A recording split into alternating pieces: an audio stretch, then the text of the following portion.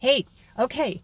This is a timely situation because we just got notice of some forms that came out for regarding tenant laws and tenant rules for both the tenants as well as for the homeowners. And I wanted to prompt this to you because we actually got a phone call. We were planning on doing this today anyway because the forms were just released, but we also got a phone call from an owner whose tenant chose not to pay.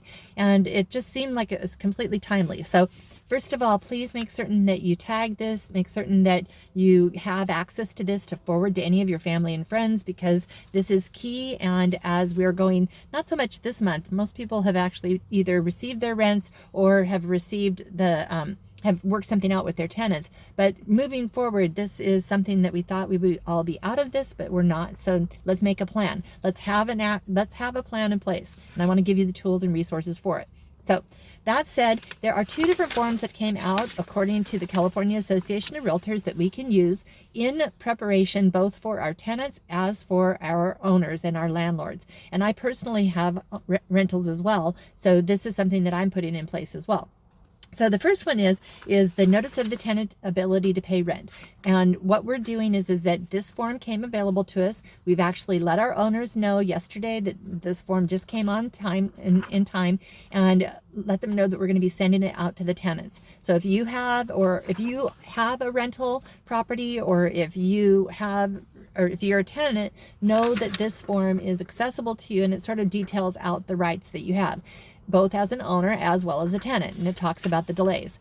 That said, it's a two-part form. If you happen to have a hardship, or if you happen to know somebody that has a rental and their tenants have a hardship, this form is also the next step for it. So not only can you be in a position to where you may not have the ability to pay rent, you have to actually share why you're not able to pay rent. So this form gives a little more information. So again, let's just take this aside. Let's say you're a tenant, you can't pay your rent, you need to notify the owner in writing, okay? Then after you notify the owner in writing, this is the form that the owner will ask. And what it's going to be is it's going to say, okay, how much is rent being delayed? Okay, remember, it's not being forgiven, it's just being delayed.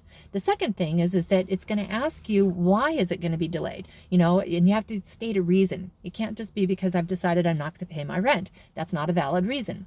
The third reason is that it's going to ask for proof that you can't pay your rent. And by doing that, what's going to happen is that way you have to show some form, whether or not you're not able to work, whether or not you have to take care of your kids so you can't work, whether or not you're in a position where you've been impacted by the virus in some way, whether do stay at home order and things like that. But you have to provide some form of proof. It can't just be, oh, I can't pay my rent. Then what it is that it details out how it's going to be broken down. So if you can pay a part of your rent, that's really good, okay? And the reason is because, understand, eventually it's going to have to get paid. If you're in a position to where you have a rent, let's just say $2,000, because that's easy math for me. Let's say you have a rent of $2,000. Well, once this is all over, if you don't make, say, 2 rent payments, that's $4,000. Well, you're going to have to pay that at some point in time. And how is that going to impact you? Does that mean that you're going to be paying $2,400 for the next 10 months so that covers that remaining $4,000? So think ahead, try and plan, make certain that you do whatever steps you can to do as much of that rent as you possibly can without causing a hardship for your family. But it also lets the owner know what the plans are, and you can all work together. Then there are different repayment terms that are allowed legally, and also there's applicable laws as far as eviction. So even though it means you are not supposed to evict, if somebody just willfully doesn't pay their rent or just doesn't provide this, that doesn't mean that you don't have legal rights as an owner as well.